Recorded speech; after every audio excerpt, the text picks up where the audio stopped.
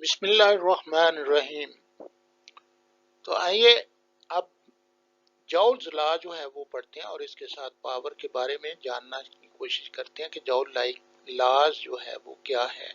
Joules laws ये energy के इस्तेमाल के बारे में है और इसके अलावा जो है वो हम ये भी देखेंगे कि किस हद तक मतलब किलोवाट आवर जो है ये हमारा यूनिट जो घरों में इस्तेमाल करते हैं वो किस किस लिहाज से कैलकुलेशन होती है, कॉस्ट कैसे निकालते हैं।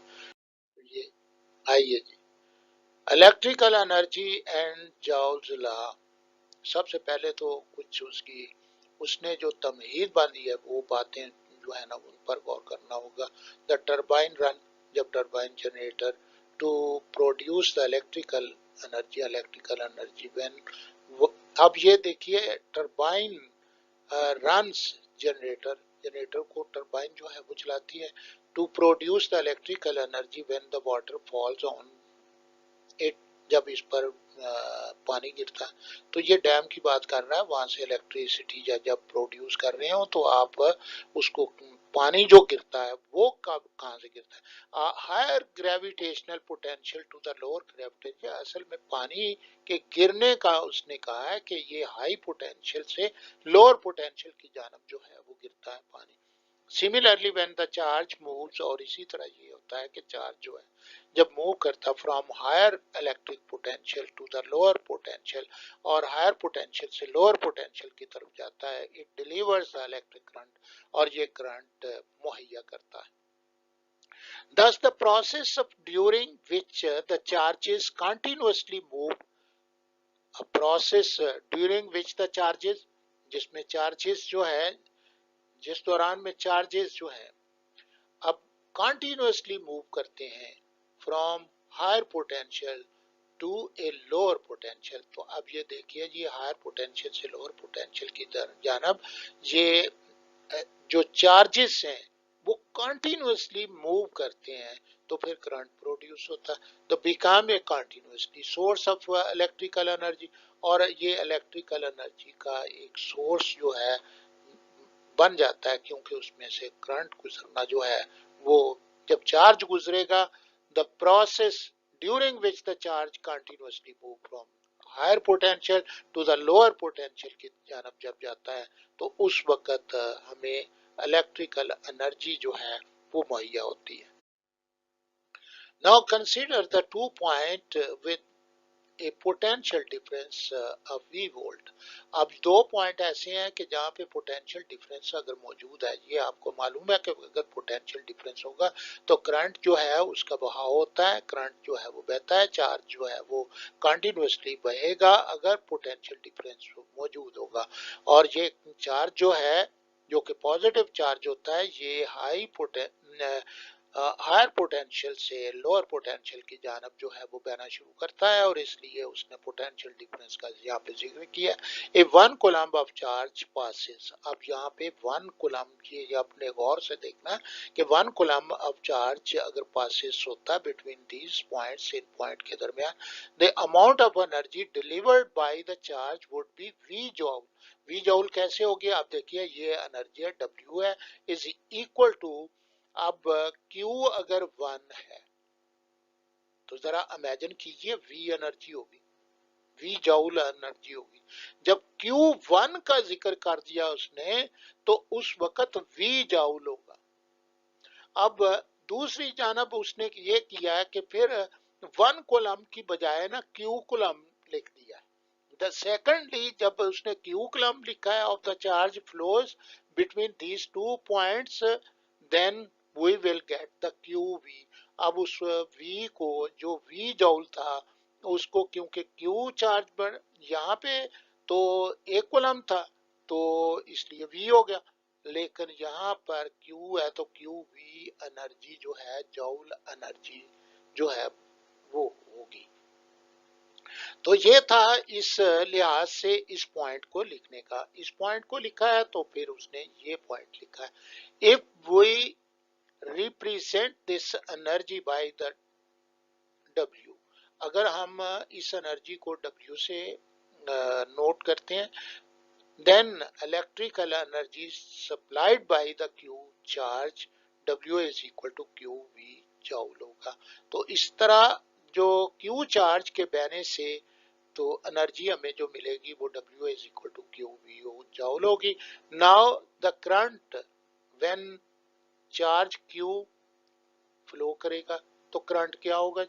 करंट के लिए तो हमारे पास formula I is equal to Q over T होता है, या Q is equal to I T है। तो इस सूरत में हम Q की कीमत जो है वो लगा देंगे। यहाँ पे Q की कीमत लगाते हैं, तो आइए लगा कर देखते हैं जी क्या होता है।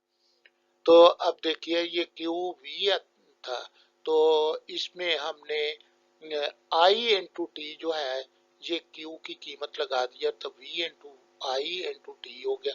इन दोनों की कीमत, ये क्यू की कीमत हमने यहाँ पे लगा दिया। This electrical energy can be converted into the heat, और हीट में ये कन्वर्ट होती है in other forms of in the sir, और दूसरी शक्लों में तब्दील होती है। दी फ्रॉम ओम्स लॉ, अब ये आगे हम इस्तेमाल करते हैं कि ओम लॉ जो है V is equal to I R, क्योंकि ये V जो है ये V is equal to I R है, जबकि I is equal to V over R भी लिख सकते हैं।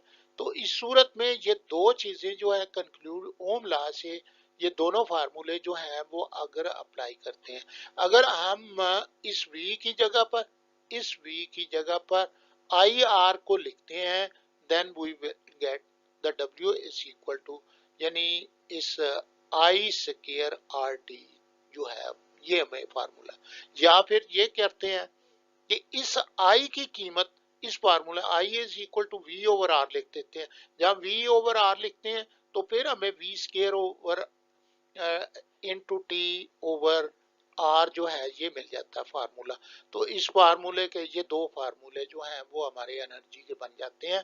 तो जूल लॉ जो जिसको एक्सप्रेस किया गया वो आई स्क्वायर आर टी के तहत जो है उसको एक्सप्रेस कर दिया गया।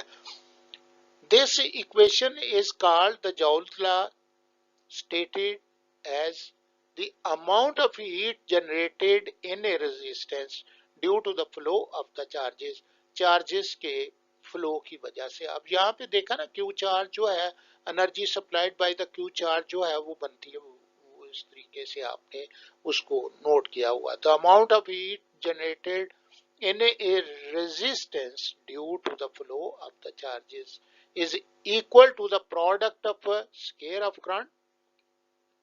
अब स्केयर ऑफ करंट ये है, पहले तो प्रोडक्ट का लफ्ज लिखना है, क्योंकि ये तीनों मल्टीप्लाई हो रहे हैं तो इसलिए प्रोडक्ट लिखने हासिल तरफ वो आएगा। तो square of the current common डालें और resistance R and the time duration T, बस ये प्रोडक्ट हो गया। तो इस प्रोडक्ट को आपने एक्सप्रेस करना है, तो ये जूल लॉ हो गया। This energy can be utilized for the different useful purpose, और ये एनर्जी जो है मुफीद कामों के लिए इस्तेमाल की जा सकती है। For example the bulb convert this energy into the light, bulb जो है वो लाइट में बदल देता है और हीट में भी तब्दील होती है। हीटर जो है, हीटर एंड आयरन, आयरन जो है वो इस्त्री को कहते हैं। यहाँ पे हीटर के इनटू द हीट सिर्फ हीट में बदलेंगे, एंड फैन से इनटू द मैकेनिकल एनर्जी, और फैन जो है वो मैकेनिकल एनर्जी में तब्दील कर देता है। तो ये है जी जूल लॉ के तहत जो है वो हम ये एनर्जी जो है हम मुफीद काम के लिए इस्तेमाल करते हैं। Usually this energy appears as the heat, और ये ज्यादातर जो है वो हीट की सूरत में अपीयर होती है इन द रेजिस्टेंस में। और this is the reason that we get heat when current passes through a heater, और यही वजह है कि हम जब हीटर से करंट जो है वो गुजरता है तो हीट प्रोड्यूस होती है। अब हम आते हैं इलेक्ट्रिक पावर की जानब। The amount of energy supplied by current in unit time is known as the electric power. जो ये इलेक्ट्रिक पावर की सीधी जो डेफिनेशन उसने की है, तो वो energy supplied by the current, तो एनर्जी W होगी, और इन यूनिट टाइम तो टाइम को से डिवाइड कर दें, तो ये आ गया energy supplied by the current in unit time is known as the electric power, इसको इलेक्ट्रिक पावर कहते हैं। Hence the power P can be determined by the formula electric power, और ये फार्मूला जो P is equal to electrical energy, अब इसको electrical energy कहा जाता है डिवाइडेड बाय टाइम, तो इलेक्ट्रिकल एनर्जी को आप W/T जो है वो ये लिख देते हैं, where W is the electrical energy given by the W is equal to Q भी है। आपको ये मालूम है कि ये बेसिक है, और यहाँ से हमारी बात जो है वो शुरू होती है इलेक्ट्रिकल एनर्जी जो है जब Q चार्ज रहता है, तो उस सूरत में देयरफॉर अबव इक्वेशन बिकम्स, अब होता ये है कि इसको T से डिवाइड कर देते हैं, पावर इज इक्वल QV/T है। तो अब ये देखिए हमारे पास दो चीजें हैं, एक तो करंट का formula I is equal to Q/T है, दूसरा फार्मूला ये है कि हमारे पास V is equal to IR है। तो इस सूरत में Q/T जो है ये आपके पास Q/T है, तो Q/T की जगह पे I लिखते, तो IV जो है ये पावर का एक पर है, इसे भी इस्तेमाल किया जाता है बहुत सी जगहों पर, ये जो है इस कैलकुलेशंस के अंदर जो है इस पावर को मालूम करने के लिए, जब आपको ये करंट और पोटेंशियल डिफरेंस मालूम हो तो आप पावर मालूम कर सकते हैं कि कितनी पावर, तो पावर, अब ये दूसरा फार्मूला आप लेकर आते हैं, V is equal to I R है, अगर इस V की जगह पर आई आर लगा देंगे तो आई स्क्वायर आर जो है ये पावर का फार्मूला ये भी बन जाता है। ये कन्वर्शन आपको यूजफुल है जब कैलकुलेशन करते हैं किस प्रॉब्लम्स के लिए, तो उस वक्त आपको ये इस्तेमाल किसी न किसी हिसाब से करनी पड़ती है। Now when the current is passing through the resistor, जब resistor से करंट जो है वो गुजरता है, यानी इस resistor R से करंट गुजरता है, the electric power that generate, तो electric power जो generate करती है heat generate करती है, तो in the resistance में is given by the R square I square R जो है ये होगी। अब ये देखिए जो इलेक्ट्रिक पावर है वो क्या चीज जनरेट करती है, हीट जनरेट कर रही है, तो ये वो जॉउल लॉ से आगे जो है वो बात को बढ़ती है, तो यहाँ पे कन्वर्शन भी आ जाती है कि ये हीट में तब्दीली जो है, तो इसको पूरे गौर से पढ़िए, ये फिक्रा बड़ा अहम है। The current I is passing through resistance R, the electric power that generate the heat in the resistance given by I square R, the unit of electric power is watt, अब इसको वाट कहा जाएगा, और which is equal to 1 joule per second, तो 1 joule per second है, तो ये वाट का यूनिट है। It is represented by the simple W, W से ही इसको किया जाता है, और ये W बड़ा होगा, ये W जो है वाट को जो पूरा लिखेंगे छोटा लिखेंगे आप। The electric bulbs commonly used in houses, जो हाउसेज में इस्तेमाल किए जाते हैं, बाजार से आपको मिलते हैं, वो कोई 25 वाट का बल्ब होता है, कोई 40 वाट का होता है, 60 वाट का होता है, 75 वाट का होता है, या 100 वाट का होता है। ये 100 वाट का अगर बल्ब हो तो देखिए ये जो आपने इसको अगर यहाँ पर अगर 10 घंटे आप इसको चलाते रहेंगे तो आपका 1000 वाट बनेगा 10 घंटे, और ये जितने भी हैं ये 1 घंटे की पावर कंजम्पशन होती है। तो ये इसमें जो मेंशन है ये याद रखना है कि अगर आपका बल्ब 100 वाट का है तो 1 घंटे में 100 वाट करेगा, अगर 75 वाट का है तो 75, इसी तरह दूसरे अप्लायंस जो हैं वो उनके लिए भी है, वो 1 घंटे में इतने वाट करते हैं।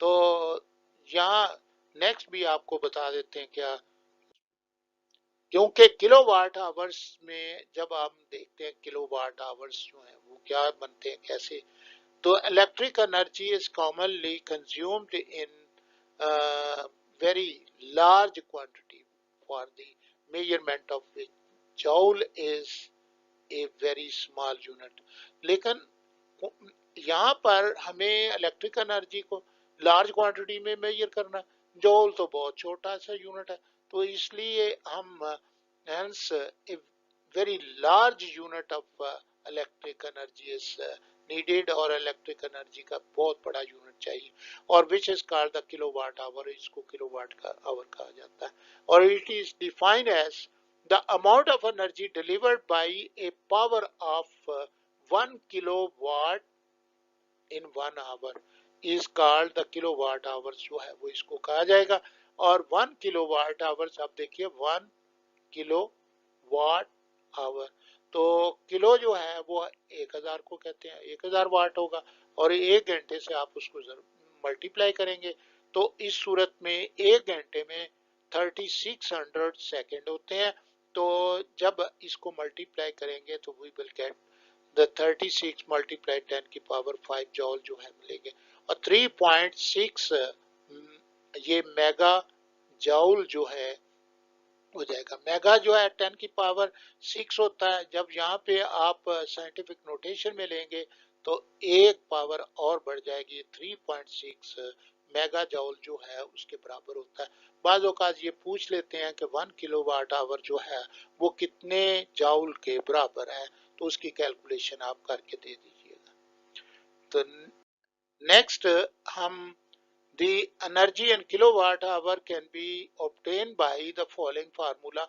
अब हम यहाँ पे किलोवाट आवर जो है यूनिट के तौर पर इसे लेते हैं, और इसको कैलकुलेट करने के लिए जो हमारे पास फार्मूला वो ये है, ये वाट लिखे हुए हैं। वाट जो है ये हम लिखेंगे कि जैसे बल्ब अभी आपने मैंने बताया कि 100 वाट का बल्ब है, तो 100 वाट का बल्ब है तो वो 1 घंटे में 100 वाट करता है। तो टाइम जो है यूसेज आप 10 घंटे इस्तेमाल करते हैं तो यू विल गेट 1000 वाट जो है वो आ जाएंगे। जब आप 10 घंटों से 100 वाट को ज़रब देंगे तो 1000 वाट हो जाएंगे। 1000 वाट जो है 1 किलो होता है, किलो वाट हो जाएंगे। और ये यहाँ पर आप देखिए कि इस 1000 से डिवाइड करने का मतलब ये है कि वाट को आप किलो में बदलेंगे। ये 1000 जो है इसलिए है। जब ऊपर ये 1000 वाट हो जाएंगे, 1000 से डिवाइड करेंगे तो 1 किलो आ जाएगा, किलो वाट आ जाएंगे, और आगे टाइम जो है वो आवर्स में होता है, तो किलो वाट आवर्स में ये कैलकुलेशंस आती हैं। तो देखिए ये electric meter installed in our houses, अपने हमारे घरों में इंस्टॉल किए गए, measures the consumption of electric energy, और इलेक्ट्रिक एनर्जी को ये मेजर करते हैं in unit of kilowatt hour और किलोवाट आवर में, according to which we pay our electricity bill, और इलेक्ट्रिसिटी बिल जो है वो पे करते हैं। If the cost of 1 kilowatt hour, तो कास्ट ऑफ 1 किलोवाट आवर जो है वो हमें मालूम है, 1 यूनिट इज नोन, अगर 1 यूनिट की आपको नोन, किलोवाट आवर जो है वो 1 यूनिट कहलाता है। 1 किलोवाट आवर 1 यूनिट होगा। तो अगर 1 यूनिट की आपको कास्ट मालूम है, we can calculate the amount of electricity bill by the following formula. तो ये वही फार्मूला है जो ऊपर आप दिया है, सिर्फ कास्ट से आपने मल्टीप्लाई करना होगा। The number of unit consume, जितने आपने यूनिट कंज्यूम किए, कास्ट ऑफ 1 यूनिट से मल्टीप्लाई करिए, और इस तरह watt multiply time of use in hour इसे लेंगे, और 1000 से डिवाइड करके किलोवाट में बदल देंगे, और उसके बाद कॉस्ट ऑफ 1 यूनिट से मल्टीप्लाई करके हम कास्ट ऑफ इलेक्ट्रिसिटी जो है वो मालूम कर लेंगे। और इसके क्वेश्चन भी दिए गए हैं, और इसी फार्मूले के तहत जो है वो उनको हल किया जाता है।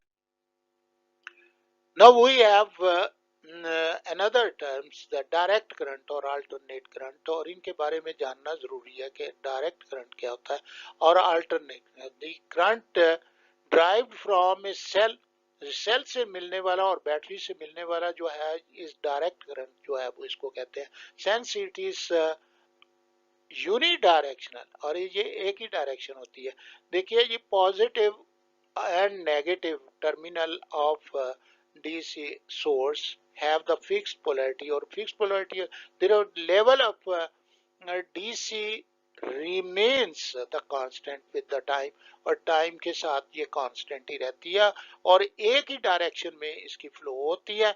और इस तरह अगर ग्राफ बनाएंगे तो ये बिल्कुल स्ट्रेट लाइन में इस तरीके से जो है ये पैरेलल टू एक्स एक्सिस जो है वो बनता चला जाएगा।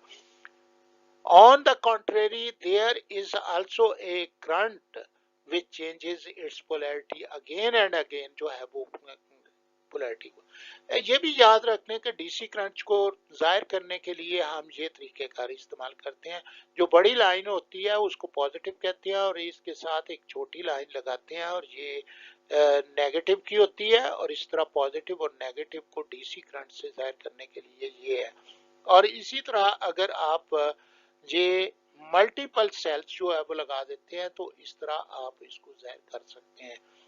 और नेक्स्ट हमें अभी देखते हैं कि या तो डीसी करंट जो है वो उसको इस तरीके से भी डीसी वोल्टेज को जाहिर किया जा सकता है। तो डीसी को अब वी जो है देखिए इस वी सिर्फ इनसाइड जो है वो लिखी जाएगी और इस सिंबल से भी जाहिर किया जा सकता है। तो ये सिंबल जो आप डायल की सूरत में ये लिखा हुआ है तो ये है जी एसी वोल्टेज का और उसको हमेशा इसी तरह से लिखा जाता है। जहां भी अप्लाई करेंगे आप एसी वोल्टेज तो इस सिंबल से जाहिर किया जाएगा। नाउ सच ए करंट, अब अल्टरनेट करंट के बारे में पहले ये बताया एक और है। तो such a current that changes the direction after equal interval of time, equal interval of time में जो चेंज करता है is called the alternating current और एसी करंट इसको कहा जाता है। और ये जो है once it is positive then it is negative और फिर उसके बाद ये पॉजिटिव होता है फिर, और ये इस जीरो लाइन से कभी ऊपर कभी नीचे जो आ रहा है तो ये एक वेव्स की सूरत में जो है आगे और पीछे जो है वो बढ़ रहा है। तो इसीलिए हम इसको इस सूरत में इस सिंबल के साथ जो है वो इसको जाहिर किया जाता है। और this type of current is produced by the AC generator और एसी जनरेटर प्रोड्यूस करता है। वहां पे आपने देख लिया कि जो डीसी करंट होता है वो सेल प्रोड्यूस करते हैं, बैटरी प्रोड्यूस करती है। The time interval after which the AC current voltage or the current repeat its value is known as the time period। अब ये जो उसने कहा टाइम इंटरवल वो लेते हैं जिससे वो अपनी वैल्यूज को रिपीट करता है। यानी ये देखिए यहाँ से जब वो हाई पोजीशन पर पहुंचा और फिर ये नेगेटिव हो गया और नेगेटिव के बाद ये, तो ये एक वेव जो है वो बन रही है और इसका टाइम पीरियड जो है ये आएगा। और जिस तरीके से वो अपनी वैल्यूज को रिपीट कर रहा है तो इस तरह हम ये कह रहे हैं कि ये इंटरवल जिससे वो अपनी वैल्यूज को रिपीट कर रहा है, ये वोल्टेज और करंट को रिपीट कर रहा है, its value is known as the time period. तो ये टाइम इंटरवल की वैल्यू को हम टाइम पीरियड कहेंगे।